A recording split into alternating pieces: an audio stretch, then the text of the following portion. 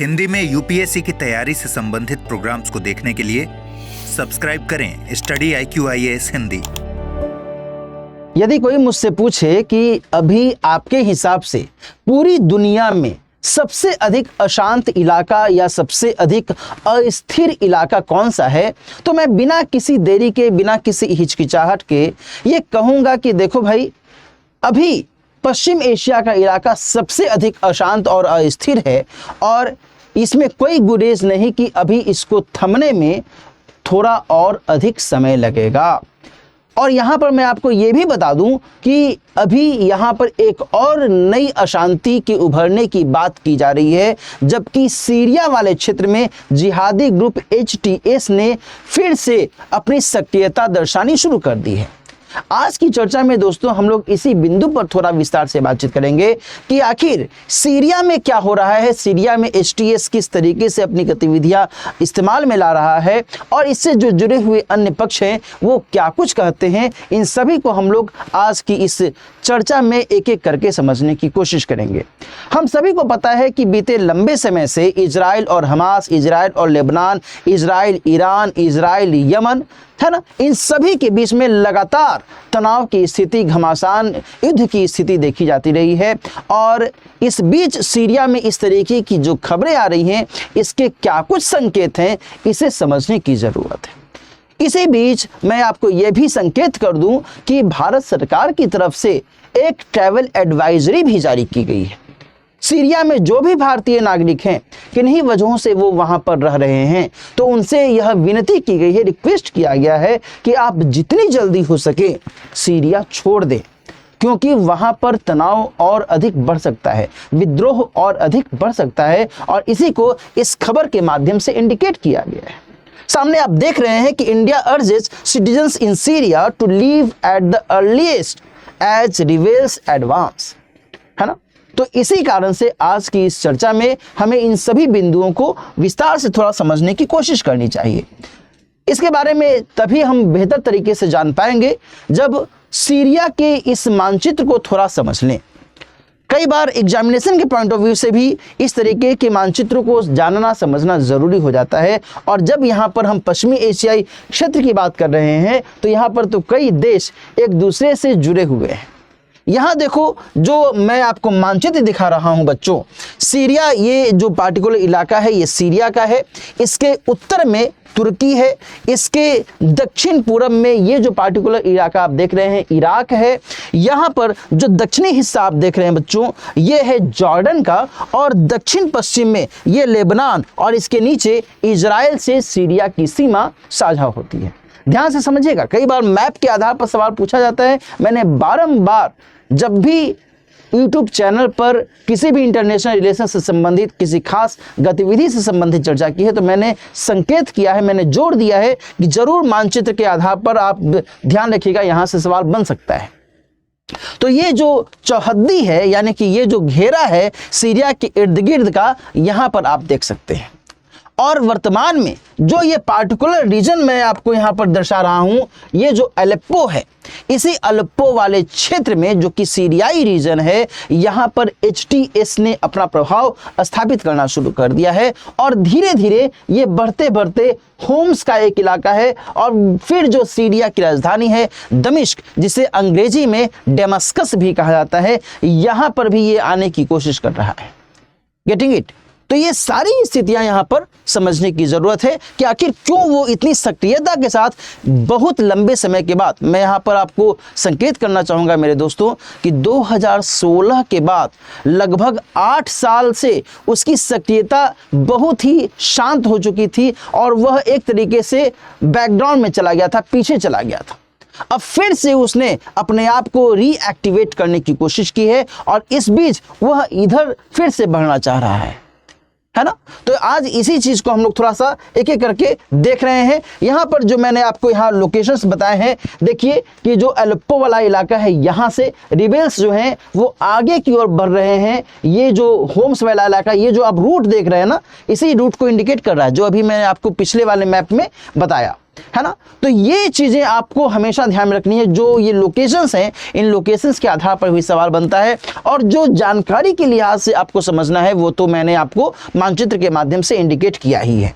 ठीक है जी दोस्तों, ध्यान रखिएगा कि साल 2011 में जबकि पश्चिमी एशिया क्षेत्र में लोकतंत्र को लेकर के बहुत बड़े पैमाने पर आवाज उठ रही थी, तो सीरिया भी इससे अछूता नहीं था।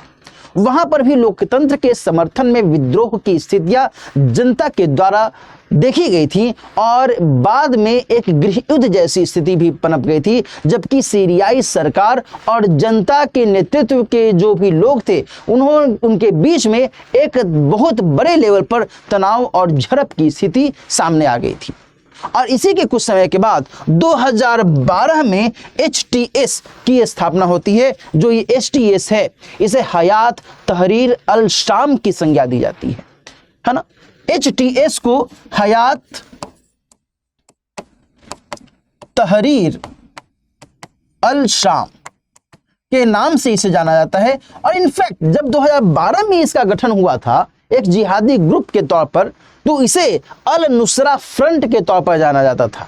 और जानते हो, आपको ये समझ करके आश्चर्य होगा कि अल नुसरा फ्रंट जो है जुड़ा हुआ था अल कायदा से, और अल कायदा के बारे में कौन नहीं जानता, है ना। इस अल कायदा आतंकी संगठन से इसका जुड़ाव था। और देन आफ्टर 2016 में जाकर के इसने अल कायदा से अपना संपर्क भंग कर दिया, और देन आफ्टर 2016 में इसने सीरियाई मुक्ति सरकार बनाने का उद्देश्य रखा, और इसने यह चाहत रखी कि हम यहां पर इस्लामिक सरकार स्थापित करेंगे। इस्लामिक सरकार के उद्देश्य को महत्व देते हुए इसने अपनी जो अभियान है इसकी शुरुआत कर दी। लेकिन 2016 में उसके द्वारा जो की गई गतिविधियां थी वो बहुत अधिक प्रभावी नहीं हो सकी। इसके बाद धीरे धीरे यह लाइमलाइट से हट गया, पीछे चला गया, और अब जाकर के फिर से इसने अपने आप को पुनर्जीवित करने की कोशिश की है। ठीक है जी। तो वर्तमान में जो इसकी आक्रामक गतिविधि है वो क्षेत्रीय अस्थिरता से संबंधित है। हम सभी को पता है कि वर्तमान में इजराइल, ईरान, लेबनान, गाजा पट्टी वाला जो इलाका है वो किस तरीके से एक दूसरे से घमासान से जुड़ा हुआ है। कभी कोई किसी पर हमला करता है, कभी कोई किसी पर हमला करता है ना। जान माल की हानि हो रही है, बहुत बड़े पैमाने पर क्षेत्रीय अस्थिरता लगातार बनी हुई है। तो इसी बीच इसको मौका मिल गया है अपना प्रभाव फिर से पुनर्स्थापित करने का। Getting it. तो यहाँ पर इसका जो वर्तमान में उद्देश्य है बच्चों, वो यही है कि भाई हम क्यों नहीं इस मौके का फायदा उठाएं और फिर से अपना प्रभाव स्थापित करना शुरू कर दें। यहाँ पर अब मैं थोड़ा सा आपको इसके अलग अलग डायमेंशन से रूबरू करवाना चाहूंगा। Very very important. देखो, सीरिया में जो सरकार है वो बशर अल असद के नेतृत्व में है लंबे समय से। ऐसा नहीं है कि 3 साल, 4 साल, 5 साल से, 2011 के बाद भी इनकी ही सरकार थी, है ना। और वर्तमान में भी इनकी ही सरकार है साहब। और इनकी सरकार का समर्थन करने वाले जो गुट हैं, इनकी सरकार का विरोध करने वाले जो गुट हैं, वो भी आपको समझने की जरूरत है। और तभी आप जो ये HTS की बात मैं कर रहा हूं बार बार, इसको आप समझ पाएंगे कि आखिर ये यहाँ पर किस तरीके से इस समर्थन और विरोध का फायदा अपने लिए उठा रहा है। जो यहाँ पर इसके समर्थक में देश हैं वो है रूस, ईरान और हिजबुल्ला। ध्यान रखिएगा कि जो रूस है ये वर्तमान में किसके साथ युद्ध में फंसा हुआ है, तो यूक्रेन के साथ में। दूसरी तरफ जो ईरान है ये किसके साथ युद्ध में फंसा हुआ है, तो इजराइल के साथ में, है ना। अभी लगातार तो युद्ध नहीं हो रहा है, लेकिन युद्ध की स्थितियां तो देखी ही गई हैं। कभी ईरान के द्वारा इजराइल पर हमला, कभी इजराइल के द्वारा ईरान पर हमला।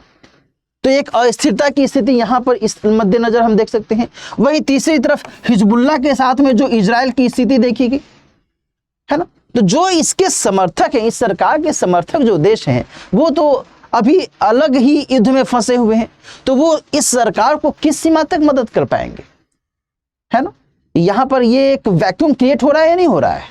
वहीं दूसरी तरफ जब हम इसके विरोधी की बात करते हैं, जो ये कहते हैं कि नहीं, बशर अल असद जो है एक तानाशाही रवैया अपनाने वाला व्यक्ति है और इसके नेतृत्व में तो यहाँ पर सरकार होनी ही नहीं चाहिए, तो इसी कंटेक्स्ट में इनके द्वारा अलग अलग स्तरों पर कुछ विरोधी सैन्य गुटों को समर्थन भी दिया जाता रहा है। सावधानी से समझिएगा इस बात को, है ना।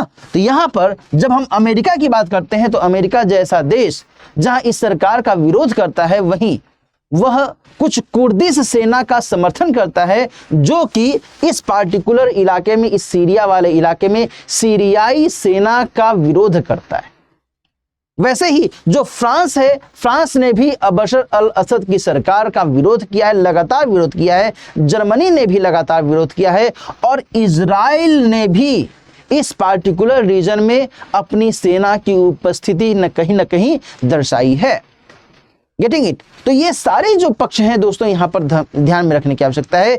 इसके कंटेक्स्ट में मैं आपको ये बताऊं कि अभी जिस तरीके से जो HTS है, हयात तहरीर अल शाम, इसके द्वारा जो सक्रियता वर्तमान में देखी जा रही है और वर्तमान में जो यहाँ सीरिया में अशांति की स्थिति देखी जा रही है, इसी के कंटेक्स्ट में इन देशों के द्वारा यह अपेक्षा जताई जा रही है, ये एक्सपेक्टेशन जताया जा रहा है कि इस समय में इस क्षेत्र में शांति स्थापित करने की दरकार है।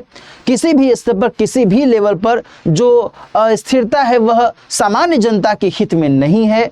जो सामान्य जनता है, जो उसकी मानवाधिकार की रक्षा है, उसको सबसे पहले ध्यान में रखने की आवश्यकता है। जो अवसंरचनागत विनाश और विध्वंस की स्थितियां देखी जा रही हैं, उसको समाप्त करने की आवश्यकता है और हर स्तर पर सभी पक्षों को संयुक्त राष्ट्र संघ के सुरक्षा परिषद के द्वारा 2015 में जो संकल्प लाया गया था, उसके अनुसार शांति कायम करने की जरूरत है, इसे अपनाने की जरूरत है। और जितने भी पक्ष हैं, जो विरोधी पक्ष है, जो समर्थक पक्ष हैं, उनको एक टेबल पर आना चाहिए और जो हयात तहरीर अल शाम है, इसको भी अपनी स्थिति को बहुत अधिक नियंत्रित करने की जरूरत है। ये सारी बातें यहां पर निकल करके सामने आ रही। Getting it. तो वस्तु स्थिति जो वर्तमान में सीरिया में है वो मैंने आपको इससे रूबरू करवाया। इसके साथ साथ जो भी वर्तमान एंगल हैं बशर अल असद की सरकार के विरोधी पक्ष और समर्थक पक्ष के बारे में हम लोगों ने जिक्र किया।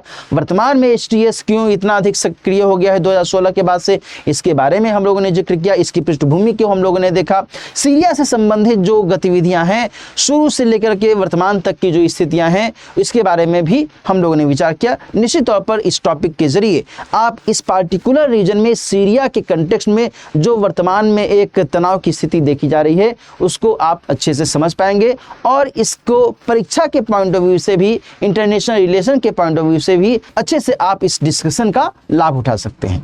ठीक है, आज की चर्चा में हम लोग इतना ही सीमित रखते हैं। इसके अलावा मैं आपको बता दूं कि यदि आप सिविल सेवा परीक्षा की तैयारी कर रहे हैं और आप चाहते हैं कि बहुत ही बेहतर तरीके से, शानदार तरीके से अपने बैच के माध्यम से अपनी सिविल सेवा परीक्षा की तैयारी को एक बेहतर रूप प्रदान करें, तो फिर ये बैच आपके लिए बहुत अधिक बेहतर मार्गदर्शक की भूमिका निभा सकता है। इसकी शुरुआत आज से ही हो गई है।